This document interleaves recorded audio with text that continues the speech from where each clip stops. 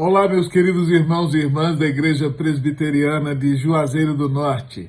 É com o coração transbordante de alegria que eu venho aqui cumprimentar-lhes pelo vosso 30º ano de aniversário e dizer que para nós é um imenso prazer compartilhar a palavra do Senhor convosco neste dia.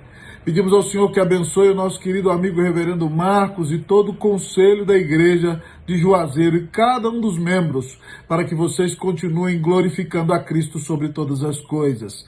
Para nós, na Agência Presbiteriana de Evangelização e Comunicação, tem sido um prazer fazer parceria convosco para evangelizar o sertão nordestino. Que vossa igreja continue glorificando ao Senhor. Que o nome de Cristo seja exaltado em Juazeiro por causa desta igreja tão preciosa. Que os eleitos venham a Cristo através do vosso ministério. Que os discípulos cresçam no conhecimento de Jesus pela instrumentalidade do ministério desta preciosa igreja. Feliz aniversário. Que o Senhor abençoe a igreja de Juazeiro. Em nome de Jesus. Amém. Atos 14, a partir do versículo 21, assim diz a palavra do Senhor.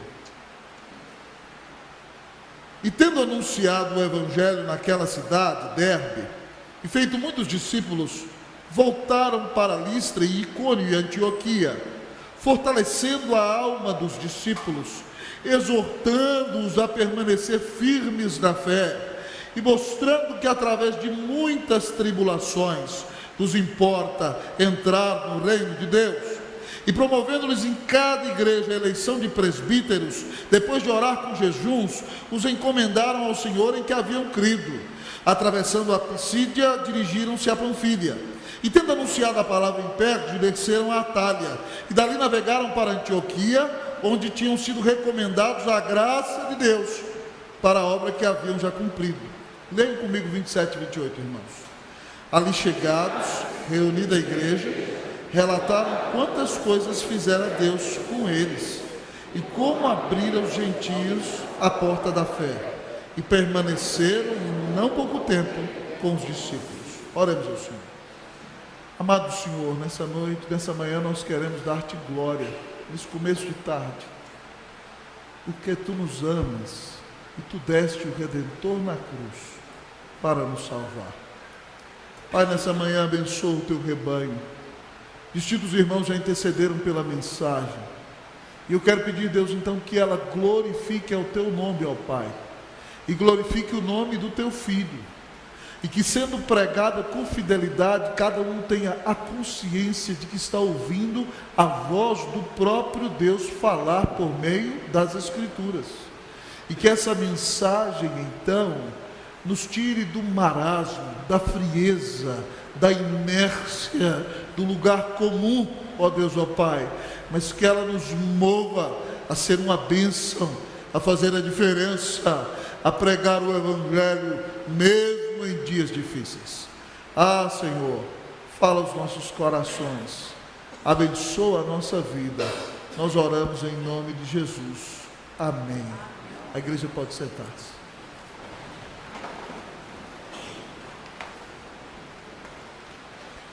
Irmãos, hoje há um grande número de evangélicos no Brasil, mas a resistência ao evangelho, amados irmãos, continua grande nesse país. E todos nós que nos levantamos para pregar o evangelho, sabemos que pessoas acham que não é politicamente correto anunciarmos Cristo, e se levantam contra nós e nos perseguem. Ainda ontem, no fim da tarde, fomos fazer uma visita numa casa de uma ovelha muito preciosa, onde havia outros irmãos da igreja, e meu filho foi comigo, e eu ia no metrô levando esta Bíblia, e quando levava essa Bíblia, eu percebia o olhar de algumas pessoas fitando-me como se eu fosse um extraterrestre, porque eu estou carregando a palavra de Deus. Nunca foi fácil, amados irmãos, assumir um compromisso com Jesus. E quando nós nos comprometemos com pregar a Cristo, certamente nós enfrentaremos grandes lutas e adversidades, resistências e perseguições. E no texto que estamos lendo, irmãos, se vocês se lembram muito bem, a primeira viagem missionária do apóstolo Paulo e de Barnabé. Depois que eles saem de Chipre e entram na região que hoje é a Turquia, a perseguição é intensa. Começa em Antioquia da Pisídia, depois, amados irmãos, continua em Icônio, e nós terminamos na semana passada vendo Paulo sendo apedrejado em Listra.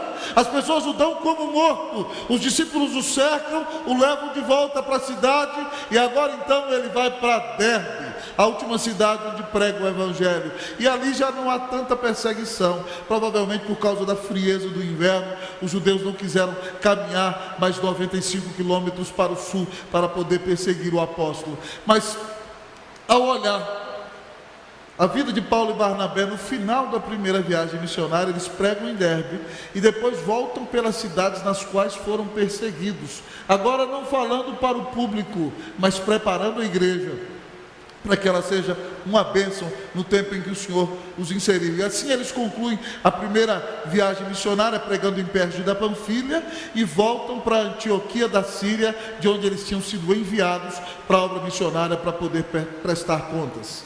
No nosso texto dessa manhã, o Senhor nos ensina, amados irmãos, a como fazer a obra em meio à adversidade. Você é cristão hoje falar de Jesus no seu trabalho não é algo politicamente correto. As pessoas se dizem pluralistas e pós-modernas e aceitam todos os tipos de verdade, mas quando você apresenta o Evangelho, elas se revestem de ira e querem ofender a Deus. Nós presenciamos cada dia em nossa própria cidade marchas, passeatas e até nos carnavais, pessoas que se levantam para ofender a Deus, para ofender a Cristo, para ofender o Evangelho. Quem não ficou impactado esse ano ao ver um desfile de carnaval numa escola de samba, uma pessoa vestida do diabo matando Jesus, amados irmãos, naquele desfile? Isso é o mundo zombando da igreja, isso é o mundo zombando de Cristo, isso é o mundo perseguindo a igreja. E nós devemos estar preparados para enfrentar os desafios que Deus coloca diante de nós. Como fazer a obra em meio à adversidade? Esse é o tema da nossa mensagem dessa manhã. Que Deus te fortaleça e que você seja uma bênção nas mãos de Jesus, mesmo em meio à grande adversidade. Como fazer a obra em meio à adversidade? Em primeiro lugar, a palavra do Senhor nessa manhã nos diz o seguinte: pregue a palavra. Como fazer a obra em meio à adversidade? Pregue o Evangelho, melhor dizendo. Como fazer a obra em meio à adversidade? Pregue o Evangelho. O texto nos diz no versículo 21, e tendo anunciado o Evangelho naquela cidade e feito muitos discípulos. Paulo foi para Derbe. Talvez, minha querida jovem Angélica, alguns de nós pensássemos o seguinte: o quê? Fui apedrejado? Vou mudar de chamado. Esse negócio de pregar a palavra não faz sentido. Mas Paulo foi apedrejado, quase morreu, entrou em Listra e continuou pregando o Evangelho. Sabem por quê? Porque ele sabe que Cristo deu a vida na cruz por nós, e não existe grande sacrifício que possamos fazer comparado àquilo que o Senhor fez por nós. Então Paulo vai a Derbe e ali prega o Evangelho, e o texto nos diz que consequentemente, quando ele prega o Evangelho ali, ele acaba fazendo muitos discípulos. Ele prega a Cristo em diversos lugares daquela cidade, e muita gente é convertida naquela região, e ali nasce então, amados irmãos, uma nova comunidade para a glória e para a honra do nome do Senhor Jesus. Como, amados irmãos, fazer a obra em meio à adversidade? Pregue o Evangelho. Você tem que pregar o bom e antigo Evangelho. Você tem que dizer ao mundo que Deus é santo e criou o homem para a sua glória. Mas o homem pecou e se desviou de Deus, e por causa disto merece a sua ira. Mas Deus é tão amoroso que mandou o Redentor morrer na cruz para pagar os pecados do seu povo. E todo aquele que se arrepender da vida de pecado que tem levado, da vida de distanciamento de Deus, essa pessoa que se arrepender e crer que Jesus Cristo é o Filho de Deus, é o único mediador entre Deus e os homens, essa pessoa que crê nele como seu único Senhor e Salvador, será declarado justo no tribunal de Deus, será salvo, será perdoado de seus pecados, será reconciliado com o Pai, será adotado como filho. O Espírito de Deus habitará em seu coração, e das mãos do Senhor nunca ninguém jamais o arrebatará. Alguns anos atrás, irmãos, eu li um livro preciosíssimo de C.S. Lewis. E em determinado momento daquele livro, Cristianismo Puro e Simples, eu amei a metáfora, amados irmãos, a figura de linguagem, a figura que ele pinta diante dos nossos olhos, dizendo que nós cristãos no mundo de hoje somos como guardas no meio de uma guerra, soldados dentro da trincheira. E lá na grande capital já foi proclamada a vitória do nosso reino. Mas a notícia final da conclusão da guerra está chegando a todos. E os soldados do inimigo que não se rendeu estão retrocedendo, mas ainda estão diante de nós e ainda não se entregaram nas trincheiras. Então nós somos como soldados dentro da trincheira que se reúnem todos os domingos para ouvirmos as notícias enviadas da nossa capital, para nos fortalecer, porque ainda que tenha sido proclamado o fim da guerra, há algumas batalhas que ainda precisam ser lutadas e vencidas, e nós estamos aqui na trincheira, ouvindo a palavra do Evangelho, para vencermos as nossas batalhas, porque nós sabemos que a nossa vitória já é certa, porque Cristo morreu na cruz para pagar os nossos pecados. Então nós neste tempo lançamos mão da nossa arma de ataque, que é a pregação do Evangelho, porque por meio dela Cristo conquista para si todo o seu povo, todos os seus eleitos. Como fazer a obra em meio à adversidade? Pregue o Evangelho. Querido, preste atenção, os seus amigos, minha querida, os seus colegas só irão para o céu, só terão paz com Deus, só serão perdoados se eles crerem que Jesus morreu na cruz por eles. E Deus colocou você próximo a eles, para que você anuncie o Evangelho a eles. Você tem anunciado o Evangelho aos seus amigos? Você pode dizer como Paulo, depois que pregou em Éfeso: eu estou limpo do sangue de todos vocês? Ou no dia final, diante do tribunal de Deus, quando você comparecer diante do tribunal de Deus e lá houver um amigo seu que o Senhor vai lançar no inferno, e ele disser: Senhor, eu nunca ouvi teu Evangelho, e você que estava ali para pregá-lo, não pregou. Você é representante de Deus neste mundo. O que os pecadores mais precisam é do perdão de Deus, e Deus te deu o Evangelho de Cristo Jesus, que liberta o pecador e que o reconcilia com o Pai. Então, em nome do Senhor, pare de envergonhar-se de Jesus e tome uma atitude em sua vida e anuncie Cristo. Pastor, como eu faço? Pegue folhetos, tome literatura da igreja, entregue uma Bíblia, marque um momento de estudo bíblico. Você tem inúmeras possibilidades para falar de Cristo aos que estão perto de você. Não as perca. Natal, fim de ano, dá um pão diário para cada um, dá um livro evangelístico, mas fique ali e vive uma vida digna, e quando Deus abrir a porta, pregue o Evangelho. Diga para o seu amigo que ele só pode ter paz com Deus se ele crê que Jesus Cristo é o Filho de Deus, que morreu na cruz para pagar os seus pecados. Como fazer a obra em meio à adversidade? Pregue o Evangelho. Como fazer a obra em meio à adversidade? Prepare os discípulos. Como fazer a obra em meio à adversidade? Prepare os discípulos. O texto diz que Paulo passou ali muito tempo, pregou o Evangelho e fez discípulos. A palavra discípulos do grego, irmão, significa literalmente aprendizes. Um discípulo é um aprendiz de Cristo. Muitas vezes a gente acha que discipulado é só pegar a nossa revistinha do Cultura Cristã e dar 3 lições para uma pessoa e acabou, está discipulado e agora vai lá para o catecúmeno, é batizado e nunca mais a gente estuda a Bíblia com ele. Não é nada disso, irmão. Discipulado é a vida toda. Nós devemos conviver com aquelas pessoas que discipulamos para ensiná-los como ser cristãos na prática. Quando discipulamos pessoas, nós ensinamos a como tratar a esposa, ensinamos a esposa como tratar o marido, ensinamos os filhos a como tratar o pai, ensinamos como um cristão deve ser um profissional. Nós preparamos, nós fazemos os discípulos, nós os moldamos à imagem de Cristo Jesus. Foi isso que Paulo fez. Ele preparou ali aprendizes de Cristo. E aí o texto diz que ele volta por Listra, por Icônio e por Antioquia, junto com Barnabé. O versículo 22 diz a nós: fortalecendo a alma dos discípulos, exortando a permanecer firmes na fé, mostrando que através de muitas tribulações nos importa entrar no reino de Deus. Veja como Paulo prepara discípulos. Primeira coisa que ele faz, ele fortalece a alma dos discípulos. Como é que a gente fortalece a alma dos discípulos? Fazendo o que eu estou fazendo com você agora, dando para os discípulos a palavra de Deus, a pregação da palavra de Deus. Irmãos, isso é muito importante. Na igreja reformada, nós precisamos aprender o que é o conceito de palavra de Deus. Na igreja reformada, nós cremos que há uma palavra escrita, que é inspirada, infalível e inerrante, a revelação de Deus. Mas na igreja reformada, nós temos a palavra simbolizada, que é o batismo e a Santa Ceia. Ambos sacramentos são a palavra simbolizada. O batismo simboliza que eu fui selado pelo Espírito, lavado e ressuscitado em Cristo.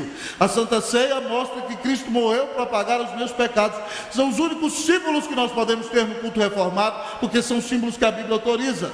Mas além da palavra escrita e da palavra simbolizada, nós temos o clímax da revelação, que é a palavra encarnada, que é nosso próprio Senhor Jesus Cristo, o Filho de Deus.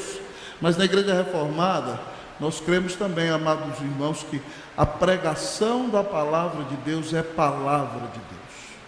Quando o pastor expõe o texto com fidelidade, de acordo com a revelação de Deus, para edificar o seu coração, e ele o faz debaixo da autoridade de Deus e do poder do Espírito Santo de Deus, repetindo o que o texto diz, então você que ouve tem que entender que você está ouvindo a voz do próprio Deus falando com você.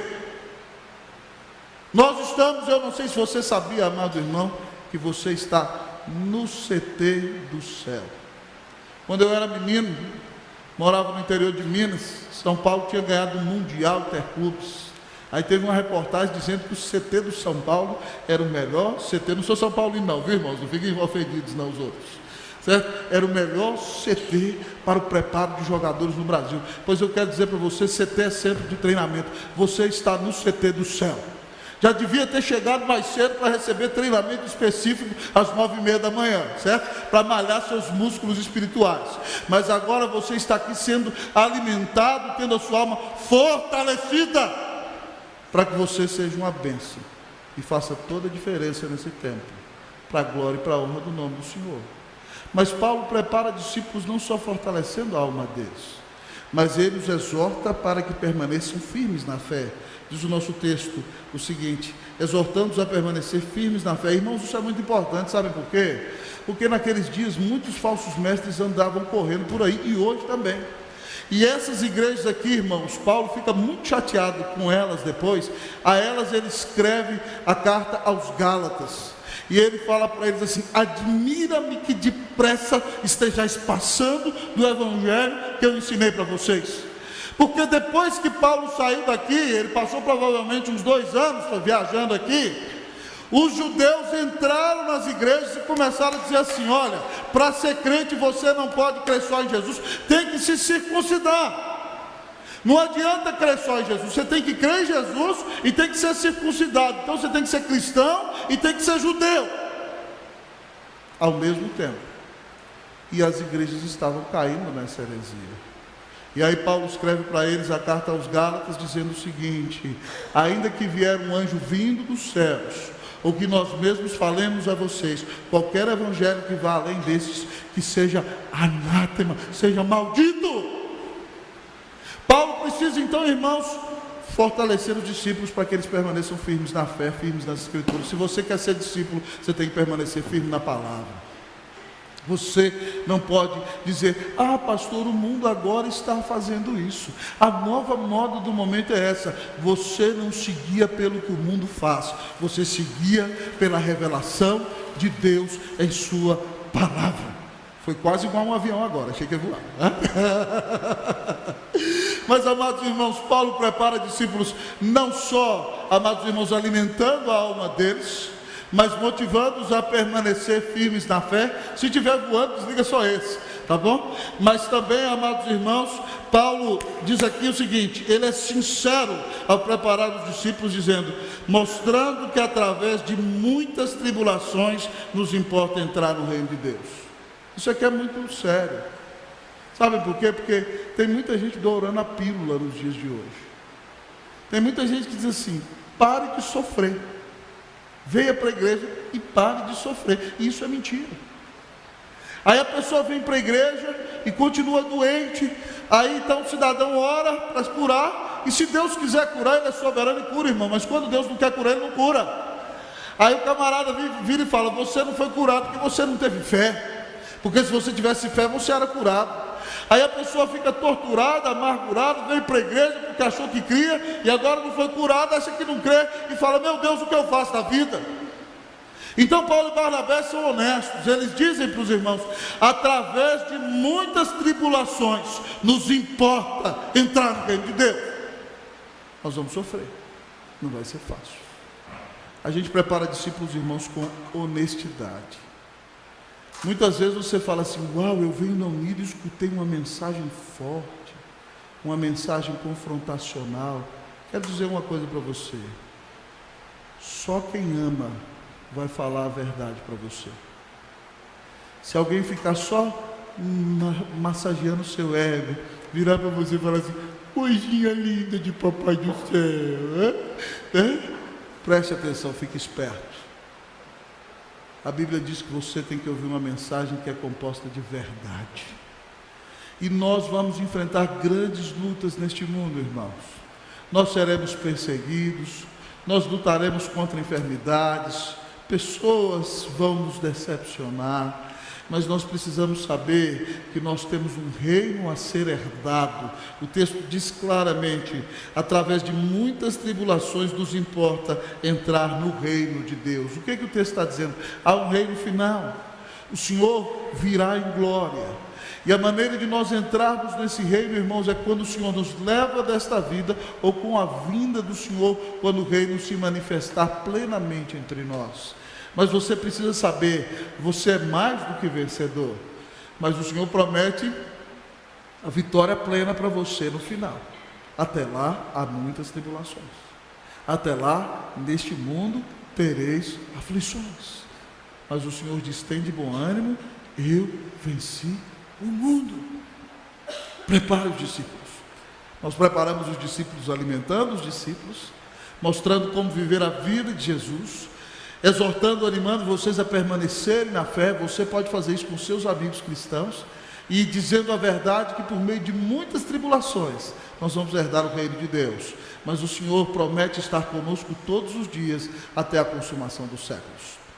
Irmãos, no final de 2015 eu fui impactado com o privilégio de fazer uma viagem, com mais de 60 pastores brasileiros à Coreia do Sul. Nós fomos ver os resultados do grande avivamento naquele país. Amados irmãos, a Coreia é um país, a Coreia do Sul, menor do que o estado de São Paulo.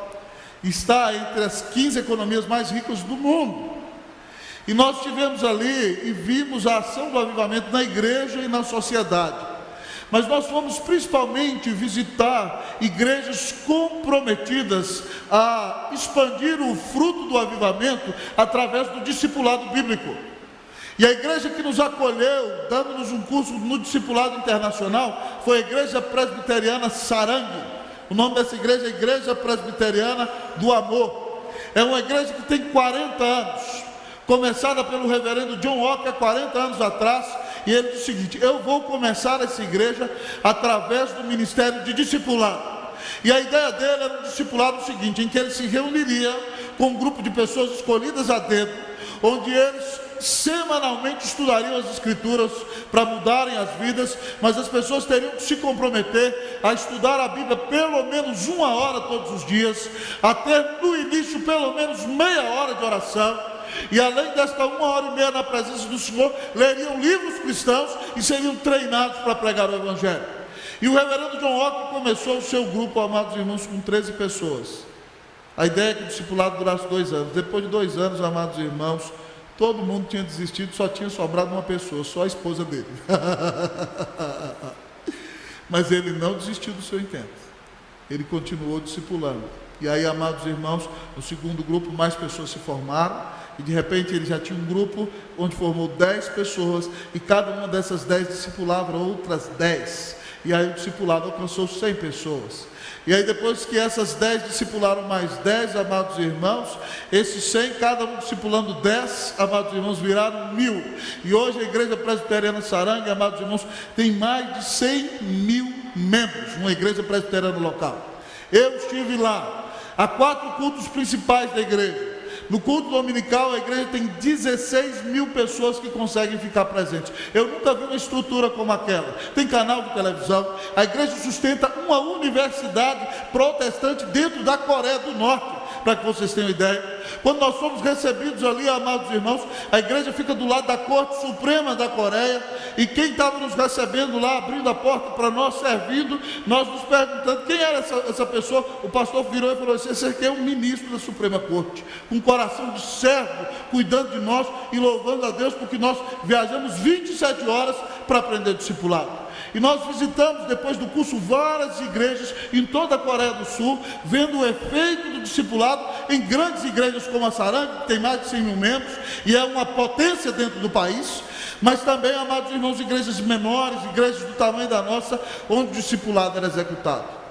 Mas eu quero dizer para vocês que a igreja que uma das que mais me impactou, talvez depois de Saranga, foi a igreja de Incheon, onde fica o aeroporto de Seul. Por quê?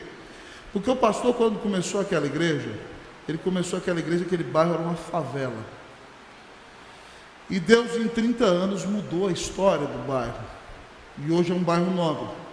E o pastor começou sem treinar as pessoas, e depois ele começou a discipular o povo. Quando nós estivemos ali, aquela igreja tinha 5.000 membros. Ela tinha uma escola, numa região pobre, onde jovens e adolescentes eram preparados e passavam, amados irmãos, nos maiores vestibulares das melhores universidades do mundo. E aquela igreja, pasmem comigo, tinha 5.000 membros, e só tinha um pastor que era sustentado de tempo integral da igreja. Nós ficamos perplexos. Eu falei: mas como é que o senhor faz essa igreja girar? Ele falou: simples, aqui os membros são servos, eles não estão para serem servidos, eles estão para servir. Que classe de discípulos nós somos, irmãos? Nós estamos dispostos a servir até as últimas circunstâncias? Ou quando nos convocam para servir, nós já nos colocamos a reclamar e perguntando: por que eu tenho que fazer esse tipo de coisa? Discípulo, amado irmão, não é alguém que sentou numa classe. Discípulo é alguém que vive a palavra na prática. É alguém que ora, é alguém que caminha junto, é alguém que se preocupa de quem está sofrendo, é alguém que reage de uma maneira piedosa, é alguém que foi transformado por Jesus. Se nós queremos fazer a diferença nesse país, irmãos, nós precisamos ter um compromisso com o discipulado na nossa própria vida, mas com a formação de discípulos próximos a nós, porque as pessoas têm que aprender como se vive a vida de Jesus. Muitas vezes na igreja presbiteriana nós sabemos a doutrina e temos que sabê-la muito bem, mas não é só a doutrina, nós precisamos saber a vida. Como é que nós reagimos dentro de casa? Como é que você trata o seu esposo, minha irmã? Como é que você tem criado os seus filhos, meu irmão? Como é que você trata os seus funcionários? Como é que você trata o seu chefe? Você vive uma vida de discípulo? Que Deus tenha misericórdia de nós. Como, amado irmão, fazer a obra em meio à adversidade? Faça discípulos. Meu desejo, irmão, aqui na Unida, é que Deus nos dê a bênção de fazer discípulos que se parecem com Cristo Jesus. Eu estou orando por isso. Estou olhando quem quer de fato ser treinado. Estou pedindo a Deus sabedoria para que nós treinemos aqui discípulos que façam toda a diferença para a glória e para a honra do nome do Senhor. Que o Senhor faça de você um discípulo fiel, em nome de Jesus. Amém. Como fazer a obra em meio à adversidade? Pregue o Evangelho, prepare os discípulos, prepare a liderança. Como fazer a obra em meio à adversidade? Prepare a liderança. Olhem comigo, irmãos, para o versículo de número 23. Versículo 23. Vamos ler todos comigo? 1, 2, 3. e promovendo-lhes em cada igreja a eleição de presbíteros, depois de orar com jejuns, os encomendaram ao Senhor em que haviam crido. Amados irmãos, aqui nós vemos o nosso sistema presbiteriano em ação. Paulo não plantou igrejas para si. Ele não plantou igreja e disse: agora eu vou estabelecer o meu reino e o presbitério da Galácia é meu, e todo mundo tem que andar debaixo da minha linha. Não. Paulo preparou igrejas para o Senhor. E ele quer plantar outras igrejas. Como ele vai garantir, amados irmãos, a permanência e a fidelidade desta igreja? Tem que ser promovida a eleição de presbíteros. Nós vemos o sistema presbiteriano aqui no Novo Testamento. E é interessante, amados irmãos, que você vê os apóstolos promovendo em cada igreja a eleição de presbíteros. Hoje na igreja presbiteriana, quando nós vamos eleger presbíteros, os irmãos indicam o nome, o conselho filtra para ver, amado irmão, se a pessoa tem a vida de acordo com as Sagradas Escrituras e se os irmãos estão dispostos, e aqueles que aceitam são apresentados à igreja. Aqui foi mais ou menos o seguinte: Paulo treinou todos os discípulos, e a ideia do texto é que ele promoveu, apresentou para a igreja aqueles que eram líderes preparados, e aí o texto diz aqui que eles elegeram. A expressão do grego para eleição aqui significa literalmente levantar as mãos. Paulo falou: treinei esses homens aqui, esses estão preparados, quais que vocês acham que pode ser presbítero? O povo levantava: esse não, esse sim, esse não, esse sim. E assim funciona a igreja presbiteriana até o dia de hoje. Nós elegemos presbíteros desse jeito. Homens habilitados são indicados, um certo nome passa no filtro e a igreja vota, e aqueles que têm maioria são eleitos. E assim nós elegemos presbíteros regentes, que estão no governo, na condução da igreja, e presbíteros docentes, que são pastores que pregam a palavra de Deus. Mas pasme comigo aqui: há igrejas hoje que quando chega a eleição do presbítero, o povo senta no telefone e começa a ligar: fulano não pode votar nele não vota em ciclano não vota em Beltrano não vota em Francisco, não vota em Antônio, não vota não. E aí a pessoa liga: não vota em Mengano, vota em ciclano. E aí sai, irmão, aquela campanha. Isso aí não tem nada a ver com as Escrituras, porque Paulo disse que como eles elegeram presbíteros ali, eles, irmãos, fizeram aquela eleição e indicação depois de orar com jejum. A maneira correta de eleger presbíteros e pastores é com oração e com jejum, conhecendo o que a Bíblia diz. Esse ano vocês me honraram me elegendo vosso pastor para os próximos 5 anos. Para a gente eleger um pastor titular, a gente tem que saber o que a Bíblia diz sobre quais são os dons do pastor titular. A Bíblia fala sobre isso, reverendo, fala. 1 Timóteo 5,17 diz assim: e aos que presidem bem, mas sejam dignos de dobrados honorários os presbíteros que presidem bem, que se afadigam na palavra e no ensino. Qual o dom do pastor titular? Dom de liderança, presidência, palavra, pregação e ensino. Esses são dons para pastor titular, está lá no texto. Vai presidir quem tem o dom de liderar. E essa pessoa vai se afadigar para pregar, para encher seu coração, para abençoar sua alma, para te animar, para te ensinar na doutrina, para a glória e para a honra do nome de Jesus. Então, quando a gente vota para pastor titular, a gente tem que saber como votar. Para presbítero, a gente vota para aqueles que têm um coração pastoral. Paulo, lá na 3ª viagem missionária, quando está se despedindo dos presbíteros de Éfeso, nas praias de Mileto, ele diz para eles o seguinte, em Atos 20, 28: atendei por vós e por todo o rebanho, sobre o qual fostes constituídos bispos, para pastorear a igreja de Deus, a qual ele comprou com seu próprio sangue. Nós temos presbíteros que governam, mas tem que ter um coração pastoral, pastoreando a igreja que é de Deus. A igreja não é nem do pastor, nem dos presbíteros, porque foi o Senhor que a comprou com o seu próprio sangue. Então, irmãos, quando nós temos presbíteros que nos conduzem na palavra, que zelam por nossas almas e que buscam o bem do nosso rebanho, nós temos que agradecer a Deus. Sabe por quê?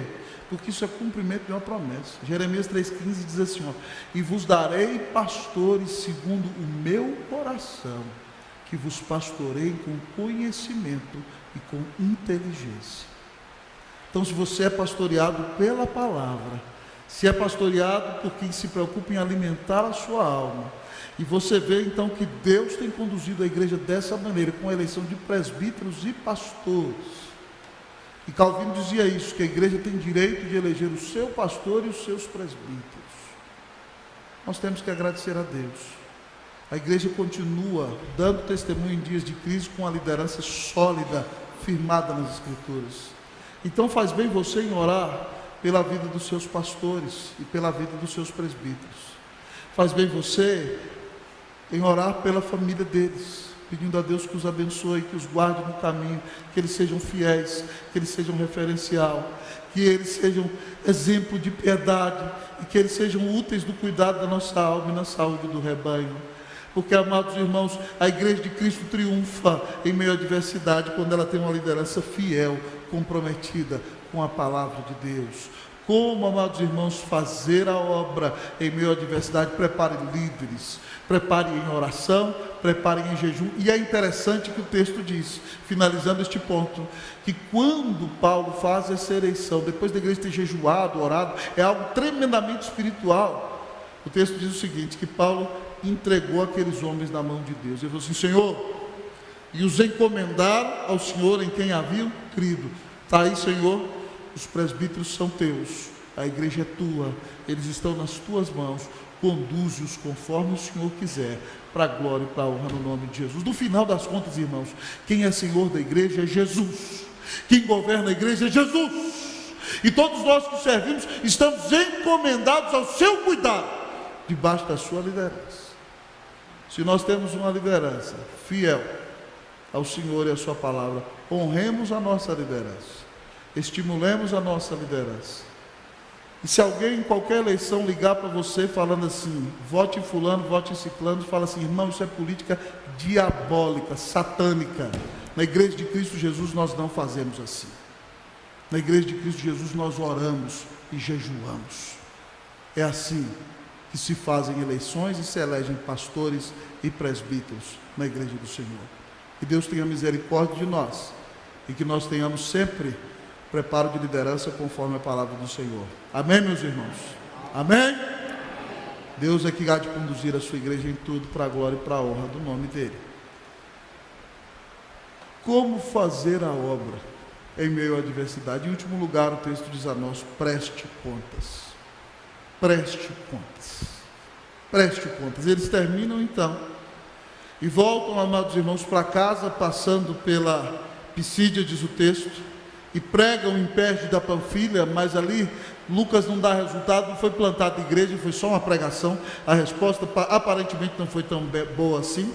E eles foram então, desceram de Perge, de onde tinha um rio, e foram para Atália, lá no mar. Não quiseram embarcar no rio, preferiram embarcar no mar, e pegaram a embarcação e foram para Antioquia da Síria, que era a terceira maior cidade do mundo, na qual havia uma grande igreja que os enviou para missões.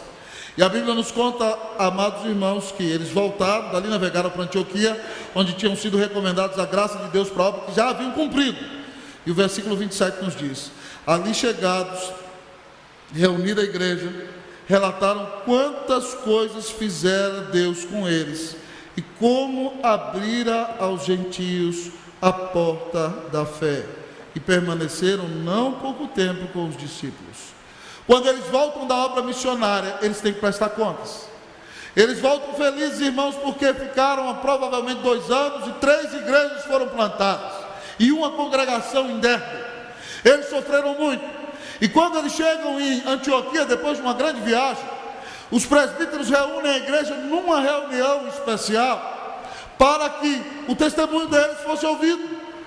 Não era o constante trabalho dominical. Eles reuniram a igreja para um evento especial, para ouvir o relatório dos missionários. E aí, porque o relatório do missionário, você não vai falar para o pobre do missionário, dá um relatório em 5 minutos, se ele viveu um avivamento de 2 anos. No culto dominical fica difícil. Então talvez aí uma prática boa quando a gente for ouvir missionários, que a gente tem um dia especial para ouvir missionários. É uma bênção. Mas eu quero dizer para você o seguinte: a Unida tem missionários. E graças a Deus os nossos missionários mandam contas para o nosso conselho de missões. Então, se você que oferta para missões quer saber o que o missionário está fazendo, eu acredito que ele já deve mandar a cartinha dele para você. Mas se você quiser saber mais, então procure o nosso conselho de missões. Pastor, quem está no conselho de missões? Presbítero Edson, Mônica, presbítero Tambelino, presbítero Salim, certo? A irmã Neide quer. Procure esses irmãos. Eles estão recebendo cartas dos missionários, eles estão mandando ofertas para os missionários, orando pelos missionários. Nossos missionários prestam contas. E nós temos que ouvir a prestação de contas, porque a igreja está investindo na vida deles, e eles têm que trazer o testemunho do que Deus fez, e louvar a Deus para que nós sejamos estimulados para continuar investindo em missões. Mas não só os nossos missionários prestam conta, nós prestamos conta. Eu não sei se você sabe, semana passada aconteceu aqui a Assembleia Geral Ordinária. E o que é a Assembleia Geral Ordinária na Igreja Presbiteriana? É uma assembleia de prestação de contas. É uma assembleia na qual o pastor lê um relatório, amado irmão, de tudo que fez no ano passado, não para aparecer, mas é igual o que eles fizeram aqui, ó, diz o texto, que ali chegados, reunidos a igreja, relataram quantas coisas fizera Deus com eles. É para dar glória a Deus por tudo que ele fez, e como Deus abriu aos gentios a porta da fé, para mostrar que se pessoas se converteram, foi por obra do Espírito Santo. Então, na nossa Assembleia Geral Ordinária, o pastor presta contas, o movimento da igreja é apresentado pelo conselho, inclusive as finanças. E isso, irmãos, é obediência às Escrituras. Eu não sei se você sabia que isso está na Constituição da Igreja Presbiteriana por causa desse versículo aqui. E a Bíblia diz que eles ficaram muito tempo ali com os irmãos, estimulando, abençoando, apoiando, prestando contas. Sabia que você tem que prestar contas? Você tem que prestar contas na sua família. Sabia que quando você se torna membro da igreja, você se compromete a se submeter à liderança da igreja, enquanto esta permanecer fiel às Sagradas Escrituras? Então, de repente, se você é membro da igreja e começa a viver uma vida torta, uma vida em pecado, você sabia que o seu irmão em Cristo tem toda a autoridade para chamar você e chamar a sua atenção, para perguntar se você está andando na linha ou não? Porque ele é responsável diante do Senhor por você.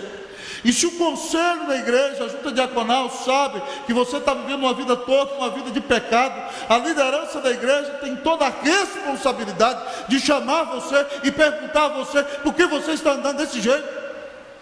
E se você não se submeter a esse pastoreio, a Bíblia diz que você tem que ser disciplinado. E se você ainda não se submeter à disciplina, então você não é crente e tem que ser excluído da igreja de Deus. Você sabia que a Bíblia ensina isso? E que a igreja presbiteriana defende tudo isso? E quando você se tornou membro, você também tem que prestar contas. Você não pode viver de qualquer jeito. Se você começar a viver desordenadamente, você atrapalha a vida desta igreja e atrapalha o andamento do corpo de Cristo. Então é o seguinte: pare de achar que você se pertence a si mesmo e comece a viver como um cristão que faz a diferença. Emende o seu testemunho, viva para a glória de Deus e seja uma bênção no lugar em que o Senhor te plantou. Ser cristão reformado presbiteriano não é só vir ao culto de domingo e fazer o que dá na cabeça de segunda a sexta. Ser cristão reformado presbiteriano é entender que toda a vida deve ser vivida diante da face de Deus. Um dos lemas dos reformados, irmãos, era omnibus coram Deo. Toda a vida está diante da face de Deus. Você sai da igreja, mas o culto continua.